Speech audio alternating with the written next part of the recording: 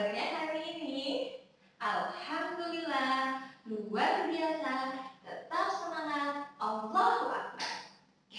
Alhamdulillahirrahmanirrahim. Kita masih diberikan nikmat sehat oleh Allah, sehingga kita masih bisa bertatap muka walaupun secara online. Oke, baik teman-teman, langsung saja sebelum kita memulai kegiatan pembelajaran kita pada hari ini, mari kita awali dengan berdoa. Sudah siap? Oke. Sikap berdoa, tangan diangkat, kepala ditundukkan. Doa sebelum belajar. A'udzu billahi minasyaitonir rajim. Bismillahirrahmanirrahim. Rabbi shrah li sadri wa yassir li amri wahlul 'uqdatam min lisani yafqahu qawli. Rabbi zidni 'ilma warzuqni fahma. Amin. Alhamdulillahirrahmanirrahim. Kita sudah selesai berdoa. Mudah-mudahan Allah berikan kemudahan kepada kita ketika belajar. Ya, amin.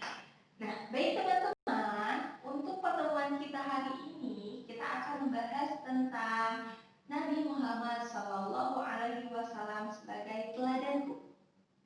Untuk materi lebih lanjut, silakan simak penjelasan berikut ini.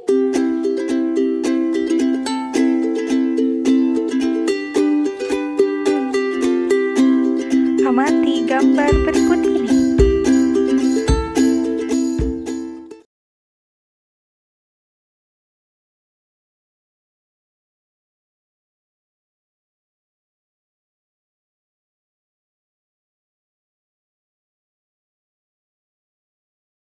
Jadi anak jujur dicintai Allah. Jadi anak jujur kebanggaan Rasul. Janganlah kau ragu dan janganlah bingung. Jadi anak jujur pasti beruntung.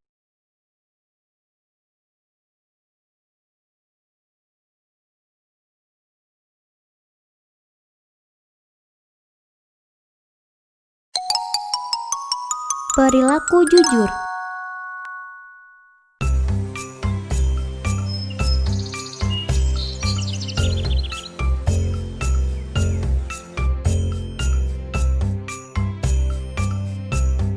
Assalamualaikum. Ibu, Ajmal pulang. Waalaikumsalam. Ajmal, sudah pulang? Gimana sekolah hari ini, Ajmal?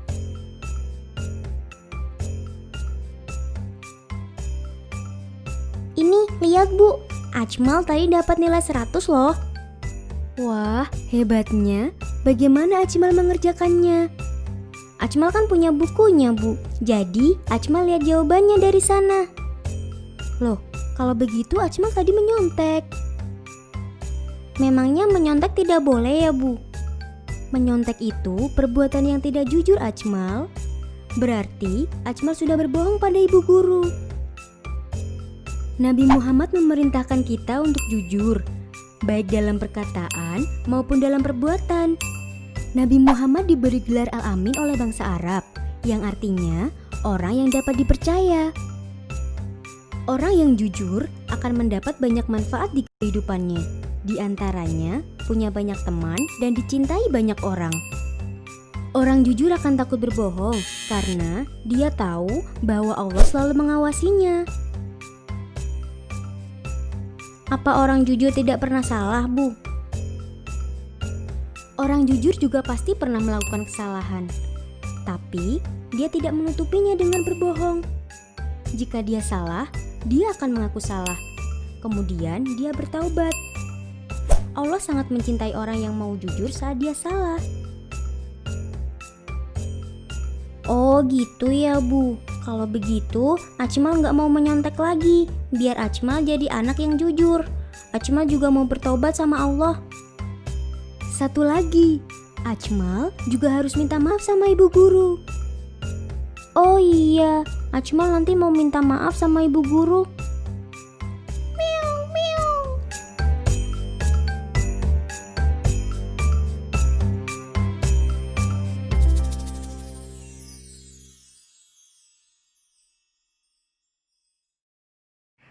Sikap jujur artinya adalah lurus hati, tidak berbohong, tidak curang, dan berkata apa adanya.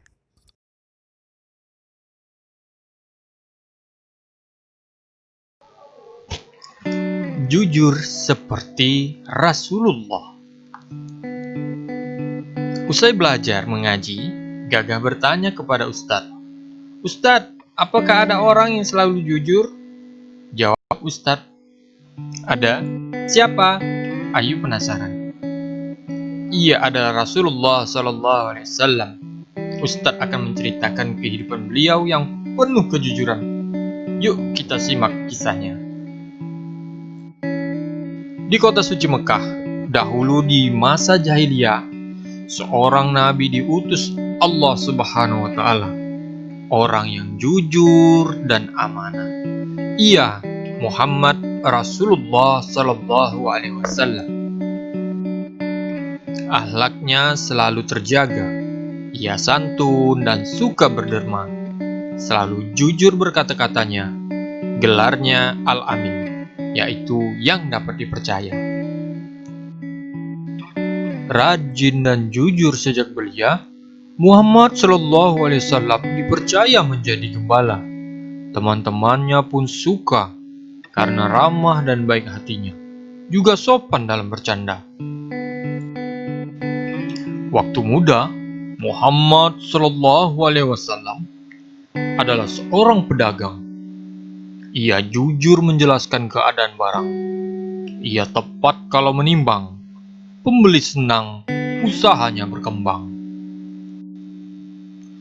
Suatu hari, Muhammad Shallallahu Alaihi Wasallam yang jujur dan mulia sedih melihat maksiat yang merajalela di kota Mekah.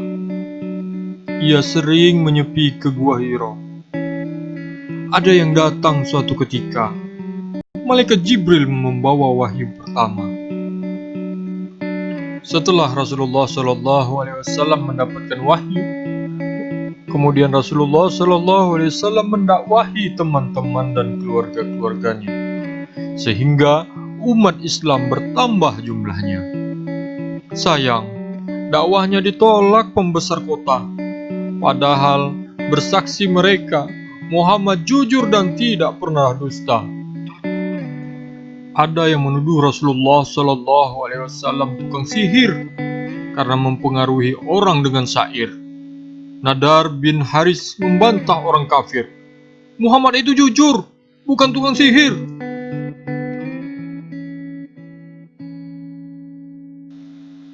Rasulullah SAW suatu ketika menyampaikan berita. Semalam ia diperjalankan ke Masjidil Aqsa. Lalu ia naik ke Sidratul Muntaha. Banyak yang mengingkarinya, namun Abu Bakar langsung membenarkannya. Sungguh engkau yang terpercaya.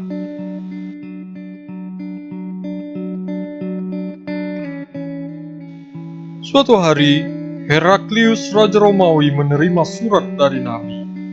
Dipanggilnya Khalifah Quraisy menemuinya. Di antaranya ada Abu Sufyan, paman Nabi. "Seperti apakah Muhammad?" Heraklius bertanya. Abu Sufyan menjawab, "Ia bukan keluarga raja, hidupnya sederhana, dan tidak pernah berdusta. Sungguh, ia seorang nabi." Heraklius berkata,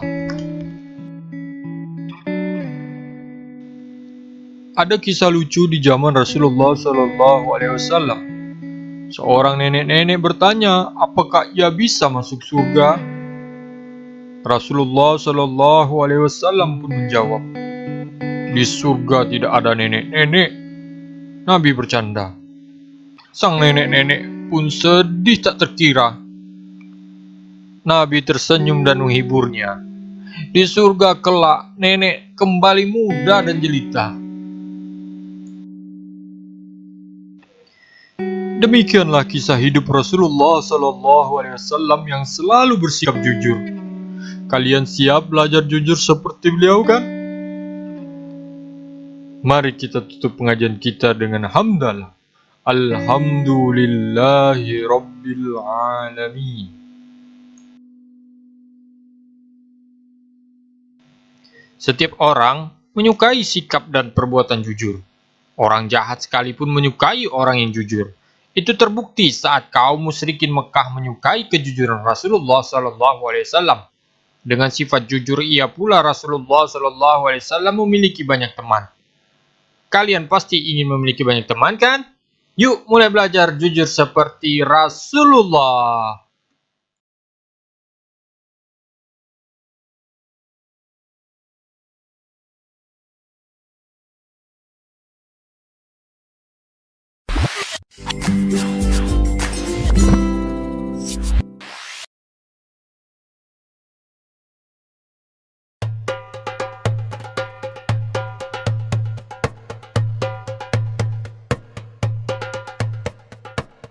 Seperti yang telah kita ketahui, Nabi Muhammad menaruh perhatian yang sangat besar terhadap anak-anak yatim. Pada suatu hari raya, Nabi Muhammad pergi keluar rumah untuk melaksanakan sholat Idul Fitri, sementara anak-anak sedang bermain dengan gembira di jalanan. Namun di kejauhan, tampak seorang anak kecil duduk berseberangan dengan mereka yang sedang bermain. Dengan pakaian sederhana dan tampak murung, ia menangis terseduh. Melihat hal itu, Nabi Muhammad segera menghampiri anak tersebut, lalu beliau berkata, "Nak, mengapa kau menangis dan tidak bermain bersama mereka?" Anak kecil itu tidak mengenali bahwa orang dewasa yang sedang berada di hadapannya adalah Nabi Muhammad yang merupakan utusan Allah. Ia pun menjawab, "Paman, ayahku telah meninggal." Ia mengikuti Nabi Muhammad dalam menghadapi musuh di sebuah pertempuran, tetapi ia gugur dalam medan perang tersebut. Nabi Muhammad mendengarkan dengan seksama rangkaian peristiwa dan nasib malang yang menimpa anak tersebut. Anak itu pun melanjutkan ceritanya. "Ibuku menikah lagi. Ia mengambil warisanku yang merupakan peninggalan ayah, sedangkan suaminya mengusirku. Kini aku tak memiliki apapun, dan hari ini aku melihat teman sebayaku merayakan hari raya bersama ayah mereka. Perasaanku dikuasai oleh kehampaan tanpa ayah, karena itulah aku menangis." Mendengar penjelasan dari anak malang itu, hati Nabi Muhammad runtuh. Ternyata masih ada anak-anak yatim dari sahabat yang gugur membela agama dan Rasulnya di medan perang yang mengalami nasib malang seperti anak itu. Namun Nabi Muhammad segera menguasai diri. Nabi yang duduk berhadapan dengan anak ini segera menggenggam tangannya. "Apakah kau sudi bila aku menjadi ayahmu, Aisyah menjadi ibumu, Ali menjadi pamanmu, Hasan dan Husain sebagai saudaramu, dan Fatimah sebagai saudarimu?" Tanya Nabi Muhammad.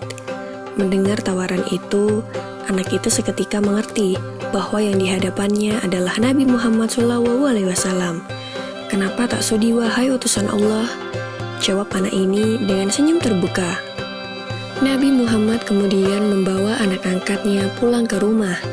Di sana anak ini diberikan pakaian terbaik.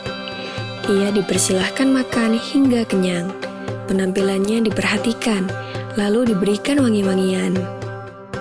Setelah selesai, ia pun keluar dari rumah Nabi Muhammad dengan senyum dan wajah bahagia. Melihat penampilannya yang sudah berbeda, para sahabatnya yang semula sedang bermain bersama mulai bertanya, "Sebelum ini kau menangis, tapi kini kau tampak sangat gembira." "Benar sahabatku, tadinya aku lapar, tetapi lihatlah, sekarang tidak lagi. Aku sudah kenyang. Dulunya, aku memang tidak berpakaian bagus, tetapi kini lihatlah, sekarang aku mengenakan pakaian bagus. Dulu memang aku ini yatim, tetapi sekarang aku memiliki keluarga yang sangat perhatian. Nabi Muhammad ayahku, Aisyah ibuku, Ali pamanku, Hasan dan Husain saudaraku, dan Fatimah saudariku. Bagaimana aku tidak bahagia?" Mendengar cerita sahabatnya, mereka tampak menginginkan nasib serupa. Sampai salah satu dari mereka berkata, "Coba saja ayah kita juga gugur pada peperangan itu, sehingga kita juga diangkat sebagai anak oleh Nabi Muhammad." Lalu waktu terus berjalan. Usia semakin bertambah. Kebahagiaan anak ini pun lenyap ketika selang beberapa tahun setelah itu, Nabi Muhammad meninggal dunia.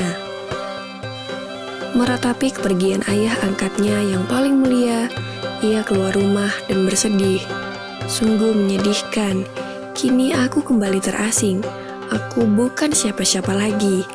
Aku kini menjadi yatim yang kesepian, katanya sambil menangis sedih. Sayyidina Abu Bakar Asy-Siddiq yang menyaksikan anak ini segera memeluknya. Sayyidina Abu Bakar kemudian mengambil alih pengasuhannya. Wallahu alam. Semoga kisah ini dapat mempertebal iman kita dan semakin percaya terhadap kebesaran dan kuasa Allah Subhanahu wa Ta'ala. Amin ya Rabbal 'Alamin.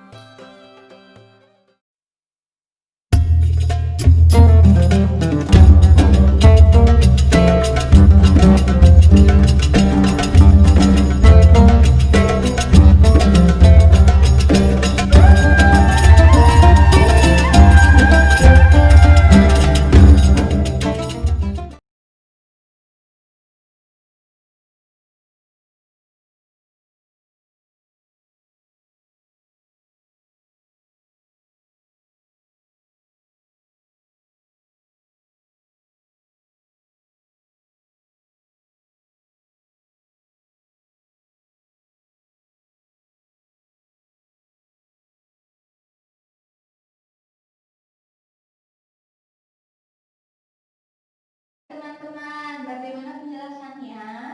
Sudah bisa dimengerti? Semuanya sudah paham? Mudah-mudahan semuanya sudah mengerti dan sudah paham apa yang sudah Miss Putri berikan ya. Nah, tadi teman-teman sudah belajar tentang Nabi Muhammad SAW sebagai teladanku. Tadi sudah mempelajari tentang apa saja? Tentang kejujuran Nabi Muhammad. Kemudian tentang apa lagi? Tentang sikap kasih sayangnya Nabi Muhammad. Bagaimana teman-teman bisa mempraktekkan sikap tersebut dalam kehidupan sehari-hari? Teman-teman bersedia? Bersedia? Oke. Nah, sebagai anak muslim tentunya kita harus bisa mengambil contoh yang baik dari Nabi Muhammad SAW. Yaitu salah satunya adalah sikap jujur dan kasih sayang. Nah, materi tersebut kira-kira ada yang mau ditanyakan? Semuanya sudah paham? Oke, alhamdulillah kalau semuanya sudah paham ya teman-teman. Nah, kalau begitu